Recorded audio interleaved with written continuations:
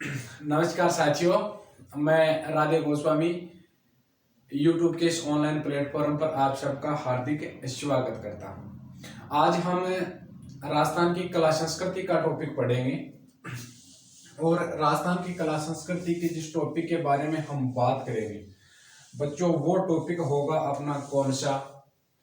राजस्थान के लोक देवता। कौन सा टॉपिक होगा? राजस्थान के लोक देवता। क्या है कि मेरा कल्चर पढ़ाने का मन तो नहीं था, एक बार नहीं पढ़ाएंगे, कल्चर बाद में पढ़ाएंगे, लेकिन बच्चों की हर दिन डिमांड यही आ रही है, सर कल्चर पढ़ाओ कल्चर पढ़ाओ। चलो कोई बात नहीं। और प्लस जो सीकर में मेरे ऑफलाइन स्टूडेंट हैं, उनके तो दिमाग में यही चल रही है कि पता नहीं सर कल्चर पढ़ाएंगे या नहीं पढ़ाएंगे। सबसे बड़ी समस्या यही थी कि क्या पता सर कल्चर पढ़ाएंगे या नहीं पढ़ाएंगे। चलो आज मैं आपको कल्चर ही पढ़ाता हूँ। तो अपना टॉपिक कौन सा है? लोक देवता। तो सबसे पहले तो आप मुझे यह बताओ कि लोक देवता कहा किसे जाता? जो लोगों द्वारा पूजा जाता है उसको? नहीं, लोक देवता जो लोगों द्वारा पूजा जाता है उसको नहीं कहा जाता बच्चों। लोक देवता किसको कहा जाता है? परिभाषा सुनो। समाज के हित में कोई कार्य करते हुए वे महान पुरुष जो समाज के हित में कोई कार्य करते हुए तथा गायों की रक्षा करते हुए अपने प्राणों को त्यागा था। गायों की रक्षा, या तो समाज के हित में कोई कार्य करता हुआ मरा है या फिर गायों की रक्षा करते हुए मरा है। उसी महान पुरुष को आज हम किस नाम से पूजते हैं? लोक देवता के नाम से पूजते हैं, न कि जो लोगों द्वारा पूजा जाता है उनको लोक देवता कहा जाता है। तो वैसे देवता से भी लोगों ही द्वारा पूजे जाते हैं, ये तो है नहीं कि देवताओं को कोई पशु पूजता है, लोग ही पूजते हैं। लेकिन लोक देवता उसको कहा जाता है जो समाज के हित में कोई कार्य करते हुए या फिर गायों की रक्षा करते हुए जिस महान पुरुष ने अपने प्राणों का बलिदान दिया था, उसे आज इतिहास में हम किस नाम से पढ़ते हैं? लोक देवता के नाम से पढ़ते हैं। पहली बात समझ में आई होगी। अगली बात सुना, लोक देवता के अंदर एक शब्द आता है बच्चों, वो शब्द है पंचपीर। कौन सा शब्द है? पंचपीर। सर पंचपीर किसे कहा जाता है? पांच पीरों को पंचपीर कहा जाता है। बात ठीक है, पंचपीर पांच पीरों को ही कहा जाता है, लेकिन है क्या? पंचपीर उसी देवता को कहा जाएगा जिसको हिंदू लोक देवता के रूप में पूजता है। लोक देवता के रूप में पूजता है उसी को बच्चों मुस्लिम पीर के रूप में पूजता है। हिंदू लोक देवता के रूप में पूजता है, मुस्लिम पीर के रूप में पूजता है। उसी देवता को पंचपीर कहा जाता है। मेरे कहने का मतलब वे देवता जिसको हिंदू भी पूजता है, मुस्लिम भी पूजता है, बिना किसी विरोध के, उसी को क्या कहा जाता है? पंचपीर कहा जाता है। बात समझ में आई होगी आपको।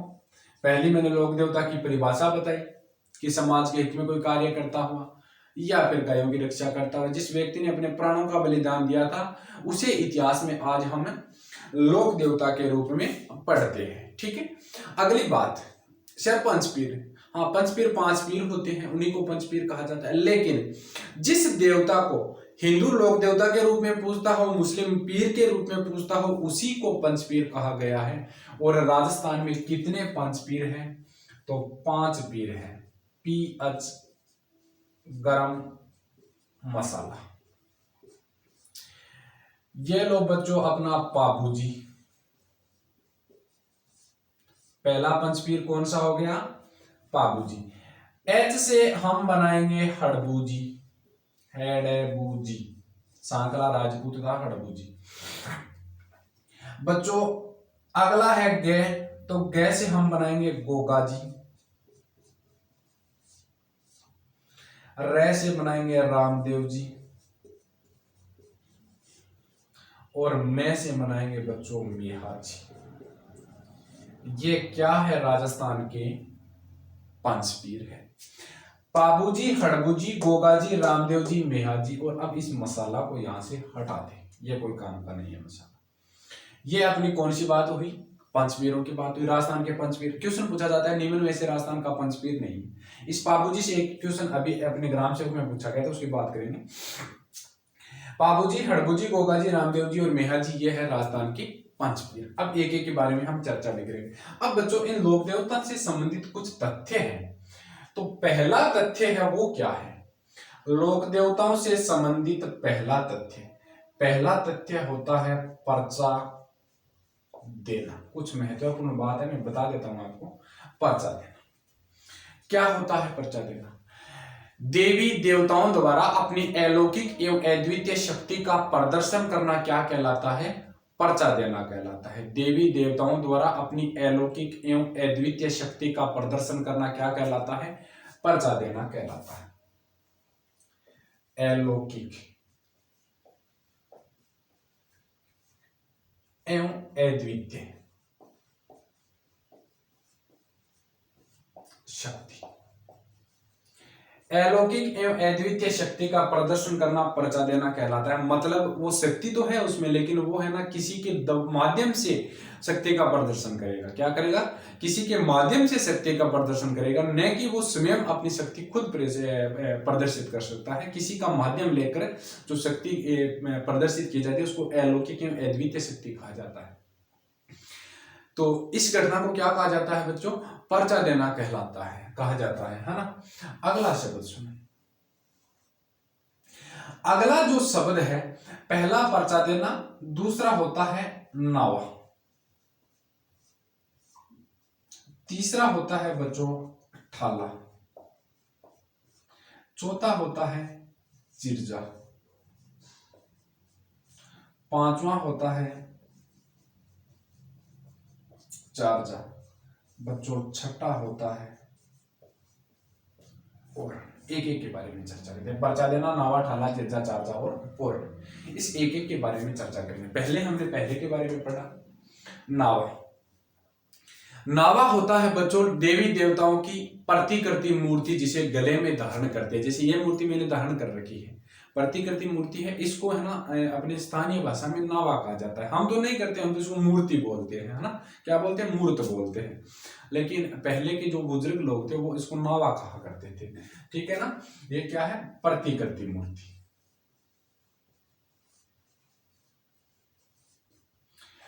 देवी देवताओं की जो प्रतिकृति मूर्ति है इसको क्या कहा जाता है? नावा, ठाला। ठाला बच्चों होता है 7 देवियों की सामूहिक मूर्ति।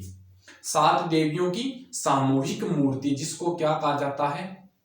ठाला कहा जाता है। 7 देवियों की सामूहिक मूर्ति।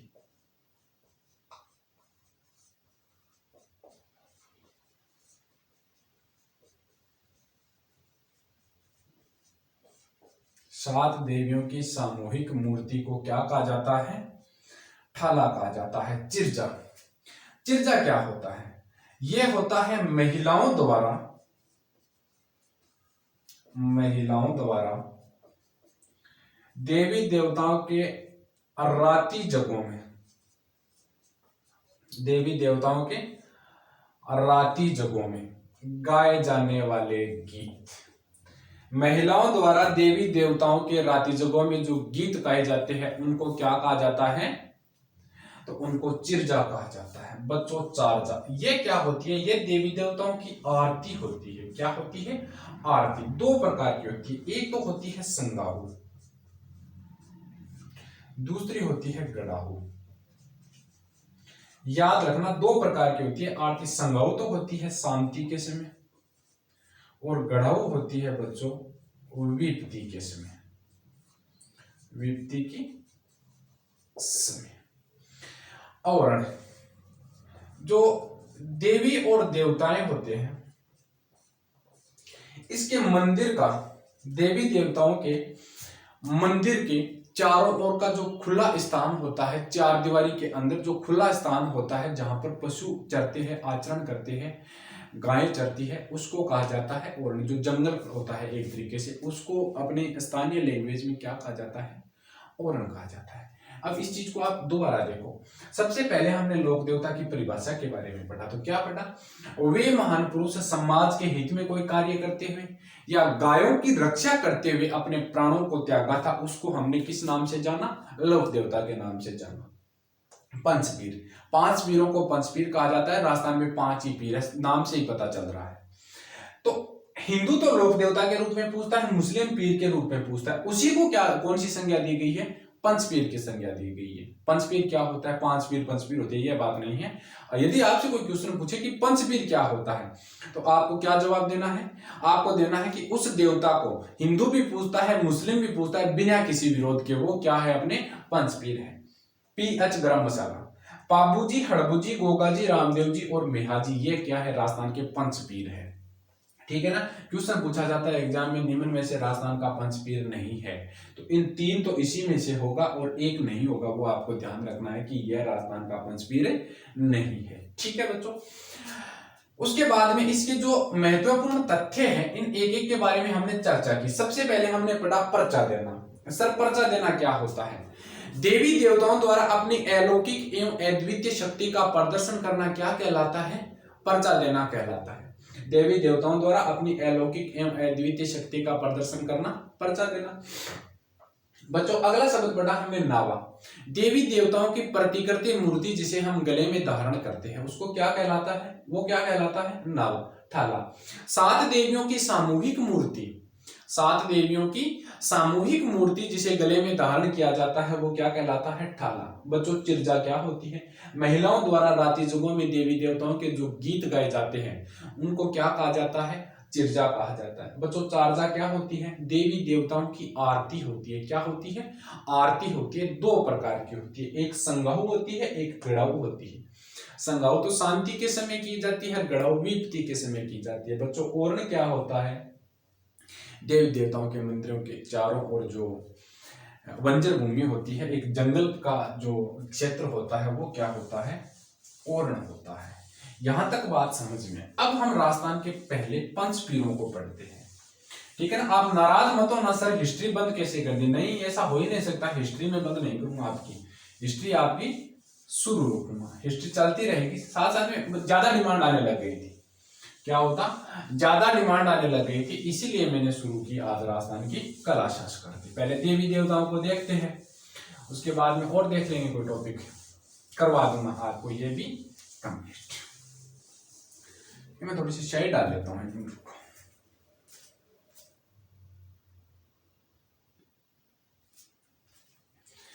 तो हम पहला पंचपीर है उसको देखते हैं बच्चों। वो कौन सा है? अपना पाबूजी। पाबूजी कौन से राजवंश थे? राठौर राजपूत। पाबूजी राठौर राजपूत थे। ठीक है, अब देखो इस पाबूजी के बारे में उल्लेख मिलता है। पाबूजी का जन्म स्थान कहां पर था?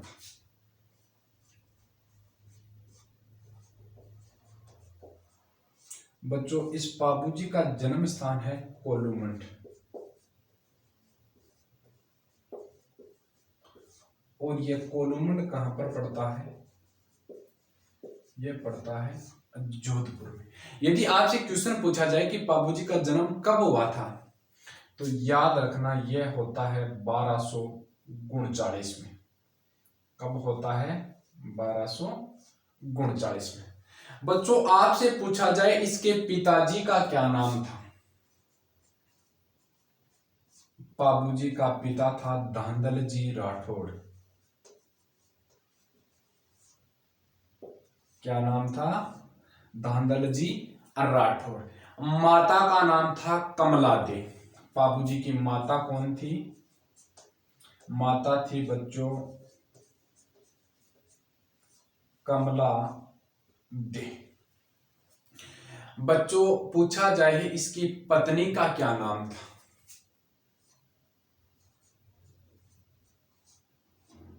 इसकी पत्नी का नाम था फुल्लम दे। इसी को कहा जाता है सुप्यार दे। कहाँ की थी फुलंदे या सुप्यारदे? तो याद रखना यह थी अमरकोट की। कहाँ की थी? अमरकोट। कहाँ पर पड़ता है सर? पाकिस्तान में। हिंदू रियासत है पाकिस्तान की एकमात्र। किसकी पुत्री थी? तो यह थी सूरजमल सोडा की पुत्री। सूरजमल सोडा इसकी पुत्री थी। पूछा जाए पाबूजी किसका वंशज था, तो आपका जवाब क्या होगा? पाबूजी वंशज था राव सिंह का। किसका? राव सिंह जी का वंशज था। राव सिंह जी का वंशज। राव सिंह जी कौन था? ये मारवाड़ में राठौड़ों का संस्थापक था। राठौड़ों का संस्थापक।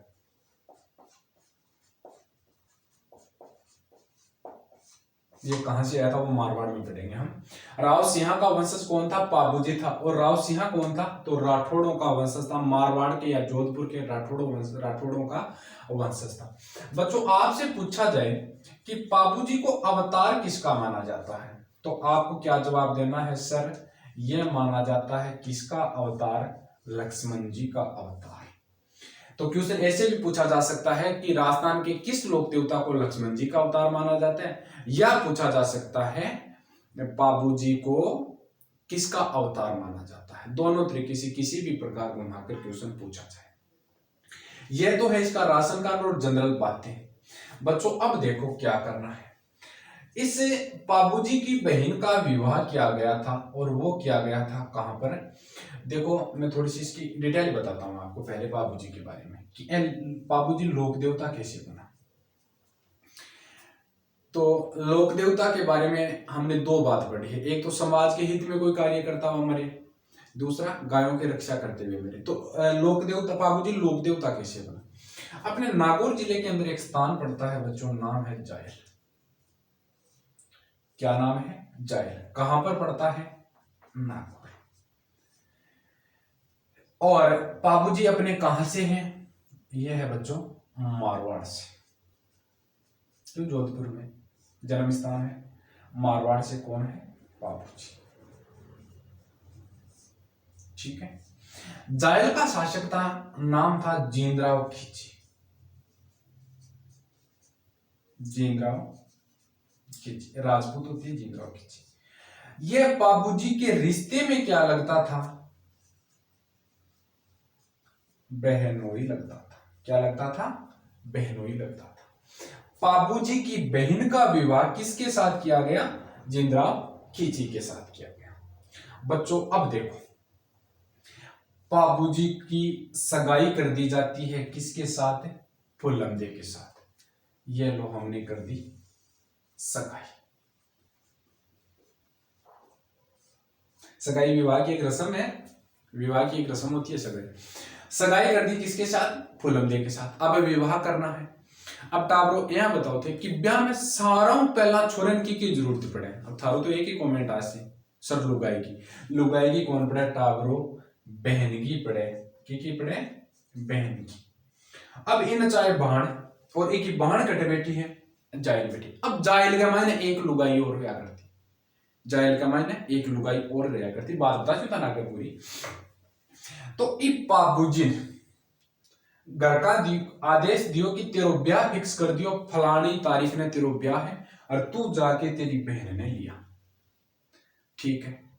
अब देखो बहन ने लियान खातर गयो, खटे गयो, जायल गयो। अब जायल जाके बोलो भाई मेरो मंड दियो ब्याह और तू तैयार हो और आपा ब्याह में जानो पड़सी। भाई ब्याह में आरत उतारने खातर बहन की जरूरत पड़े। कोई के मेरे लजिया बहन ना ही बेबी का बुआ भी आरत उतारे, तो बहन की पहले बहुत जरूरत पड़े, तो भाई तेन चारना पड़सी। ठीक है। अब देखो आप बहन बोली बिया मैं जद जाऊं तेरे सागे, जद तेरो जिज्जो मन कवर वो जिज्जो थाला दिया छोरो 12 गेड़ो। कट गेड़ो 12 गेड़ो ओ घरे को बोले पहला इन आन दे, इन पूछा था सी करसिया वो बोल सी तो चल जाशो। ठीक है। अब शाम के जींदराव खिची घरे आयो। घरे आगे बोलो कि देख मैं जा रही हूं मेरे भाई के ब्याह में। बोलो देख तू तेरे भाई के ब्याह में जद जावेली जद मन घोड़ी मिले कौन सी, केसर कार। ठीक है, किसके पास थी सर ये? जायल नागौर की महिला थी, नाम था देवली चारण। केसर कार में घोड़ी किसकी है? देवली चारण की। और यह शर्त रख देता है बाबूजी के सामने जीनराव खिची, यदि तुझे तेरे बहनोई को विवाह में बुलाना है तो मुझे पहले ये घोड़ी दिलवा के जा। अब केसर काल में घोड़ी दे तो दे, अगली नए दे, किसकी है? देवली चारण की है। इस बात से बाबूजी दुखी हो जाता है। बाबूजी बोलता है चलो कोई बात नहीं। बाबूजी जीनराव खिची को साथ लेता है और जाता है किसके पास? देवली के पास। जाकर बोलता है कि देवली देख तेरे पास ये घोड़ी है, ये मेरे बहनोई को आ गई पसंद, अब यह घोड़ी तुझे देनी पड़ेगी। ये स्पष्ट मना कर देते कि नहीं नहीं ऐसा नहीं हो सकता। अब इसी समय ये अत्यंत प्रिय जीनराव खिची को तो जीनराव खिची को ये घोड़ी अत्यंत प्रिय थी और ये अत्यंत प्रिय ही बाबूजी को हो जाती है। बाबूजी के दिमाग में आई बात चल रही है कि मैं भी ब्याह में जाऊं तो आई घोड़ी लेके जाऊं। क्यों? भी जमाना की सारा बड़ी फॉर्चूनर आई हुआ कर दी कौन सी? केसर काल में इतनी सोहनी घोड़ी। अब एक बहन ने भेज दी, बाबूजी दोनों रवाना हो गया। जीनराव खिची बोले मैं तेरे विवाह में आऊंगा को नहीं, वो एक ब्याह में गए होगा। अब दोनों बहन भाई चालिया बोले कि भाई अब एक बार जार बात करके आवा देवली के साथ में के पतवा घोड़ी मन देते। ठीक है, अब देवली चारण कन गया, जाके वो बाबूजी बोलो कि आ घोड़ी देवली तुम मन दे दे। अब बोले ठीक है मैं दे दूंगा, लेकिन शर्त है। क्या शर्त है? आ घोड़ी मेरी गाया की रक्षा करे, यदि बाबूजी तू भी मेरी गाया की रक्षा कर सके तो घोड़ी ले जा। बोलो ठीक है, घोड़ी देती है, याद रखना। लेकिन केसर काल में घोड़ी मिल जाती है बच्चों बाबूजी को। अब मिली कौन सी शर्त पर है? गायों की रक्षा। गायों की रक्षा की शर्त पर यह घोड़ी मिल जाती है किसको? बाबूजी को। अब घोड़ी ले गयो गायों की रक्षा। बाबूजी पूछो देवली ऐया बता कि मन के पतोचार से तेरी गाया की रक्षा करनी है, तेरी गाया पर संकट है। तो जवाब दियो और बोली कि देख जद भी मेरी गाया पर संकट आवेगा तो आ घोड़ी जोर जोर से हिनहिनावेगी, और जद आ घोड़ी हिनहिनावे बी टाइम बाबूजी तू समझ ले कि देवली की गाया के ऊपर के है संकट है। ठीक है, अब बाबूजी घरे चल के और घरों बारात ले पहुंच गयो टाबरों खटे अमरकोट। कड़े पहुंच गयो अमरकोट की के साथ में व्याकरण खातर फुल्लम के या सुप्यादी के साथ में व्याकरण खातर। और जे ब्याह का फेरा स्टार्ट होया और 3 फेरा ले चुके हो बाबूजी। कत्ता फेरा लिया? 3 फेरा लिया। ब्याह में फेरा कत्ता वे रहे? कत्ता फेरा हुआ ब्याह में? सर 7 में। 7 को नहीं में राम जादू ब्याह में 4 ही फेरा हुआ। क्यों? इन दिनों पहला होता 7, अब 4। हिंदू रीति रिवाज के अनुसार अपना जो गंधर्व विवाह होता है इसमें 7 नहीं होते, 4 ही फेरे होते हैं। अब देखो 3.5 फेरे कंप्लीट होते हैं। इस समय जीनराव खिची जाकर देवली चारण की गायों का अपहरण कर लेता है। गायों का अपहरण कर लिया। किसने कर लिया? जीनराव खिची। और यह गायों को मारना शुरू कर देता है, गायों की हत्या कर रहा था। 3.5 फेरों में अपनी पत्नी का हाथ छोड़कर बाबूजी युद्ध लड़ने के लिए आता है जीनराव खिची के साथ। और बच्चों ये युद्ध होता है जोधपुर के डेंचू गांव के समीप। कौन से गांव के समीप है? डेंचू गांव के समीप। अपने बहनोई जीनराव खिची के साथ युद्ध लड़ता हुआ इस गांव में वीर गति को प्राप्त हो जाता है बच्चों। कौन? बाबूजी। और जो व्यक्ति गायों की रक्षा करते हुए वीर गति को प्राप्त होता है उसको हम लोक देवता कहते हैं। तो बाबूजी हो गया लोक देवता। ठीक है, अगली बात सुनो। इस बाबूजी को मारवाड़ में सबसे पहले ऊंट लाने का श्रेय दिया जाता है। मारवाड़ में सबसे पहले ऊंट कौन लेकर आया था? बाबूजी लेकर आया था। मारवाड़ में सबसे पहले ऊंट लाने का श्रेय किसको? बाबूजी। बाबूजी का जो मंदिर है, मुख्य मंदिर बच्चों, वो कहां पर है? वो भी है कोल्लू मंदिर में। यहाँ पर मेला लगता है प्रतिवर्ष, कब? चैत्र अमावस्या। इस बाबूजी को प्लेग रक्षक देवता भी कहा जाता है। कौन सा देवता कहा जाता है? प्लेग रक्षक। प्लेग रक्षक देवता कहा जाता है। ऊंट लाने का श्रेय दिया जाता है। मुख्य मंदिर कोलूमंडल जोधपुर में है और चैत्र अमावस्या के दिन यहाँ पर इसका मेला लगता है। और बच्चों, इस मेले का मुख्य जो आकर्षण है वो है थाली नृत्य। कौन सा नृत्य? थाली नृत्य। बाबूजी के अनुयायियों द्वारा किया जाता है। कौन सा नृत्य? थाली नृत्य। इसके सहयोगी थे 3। कौन? कितने सहयोगी थे? 3 सहयोगी थे। मैं कहां पर लिखूं सहयोगी? यहां लिख देता हूं। एक तो था चांदा, डेमा और हरमल। ये क्या है? इसके सहयोगी है। समाज से बहिष्कृत नायक, थ्योरी और आइड। समाज से बहिष्कृत नायक, थ्योरी और आइड। इस जाति को सर्वाधिक संरक्षण दिया था। किसने? बाबूजी ने। इसीलिए थ्योरी जाति के लोग बाबूजी के पवाड़े बांचते हैं। थ्योरी जाति के भोपे होते हैं, वो क्या करते हैं? बाबूजी के पवाड़े बांचते हैं।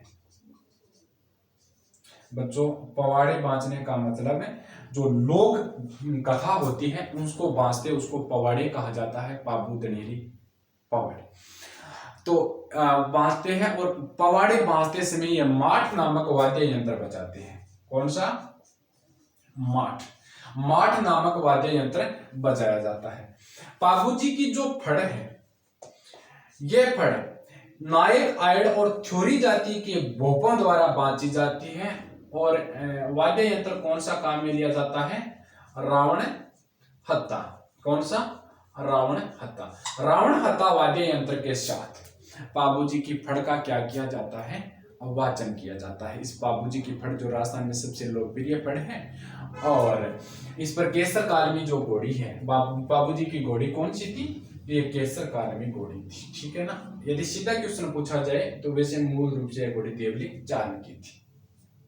और फड़ बाजते समय कौन सा वाद्य यंत्र? रावण हत्ता। याद रखना। दोबारा देखो, बाबूजी राठौड़ राजपूत था। इसका जन्म स्थान कोलूमंडल जोधपुर में है और फलोदी तहसील में है। जन्म होता कब? 1239 में। इसके पिताजी का नाम धांधल जी राठौड़ था, माता का नाम कमलादे था। इसकी पत्नी फुलमदे सुप्यारदे थी। अमरकोट पाकिस्तान की सोडा सूरजमल की पुत्री थी। ठीक है ना? इसके सहयोगी, ये क्या है? इसके सहयोगी चांदा, डेमा और हरमल। चांदा, डेमा और हरमल इसके हैं सहयोगी। यह वंशज किसका था? राव सिंह जी का वंशज था। राव सिंह जी कौन थे? राठौड़ों के संस्थापक थे। कहां पर? मारवाड़ के। अवतार किसका माना जाता है? लक्ष्मण जी को माना जाता है।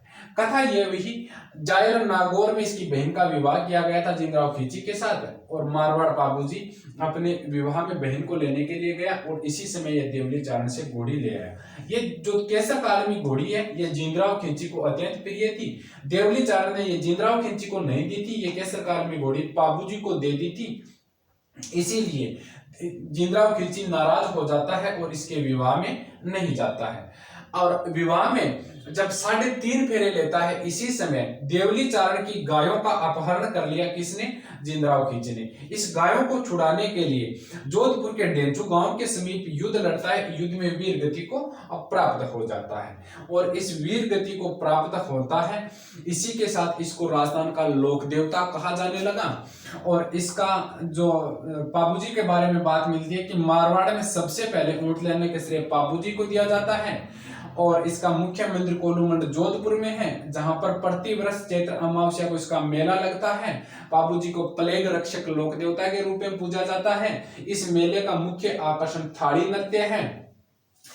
नायक, आयड और थ्योरी जाति इसको सर्वाधिक संरक्षण दिया, इसीलिए यह गाथा गाते हैं। इसको पवाड़े बांचना कहा जाता है और थ्योरी जाति के पोपों द्वारा इसके पवाड़े बांचते समय माठ नामक वाद्य यंत्र बजाया जाता है और बाबूजी की जो फड़ है यह रावण हत्ता वाद्य यंत्र के साथ बांची जाती है। यह था बच्चों अपने राजस्थान का लोक देवता। आप कमेंट करके जरूर बताना मेरी कल्चर की क्लास आपको कैसी लगी थी। ठीक है ना? धन्यवाद। गुड नाइट सभी को।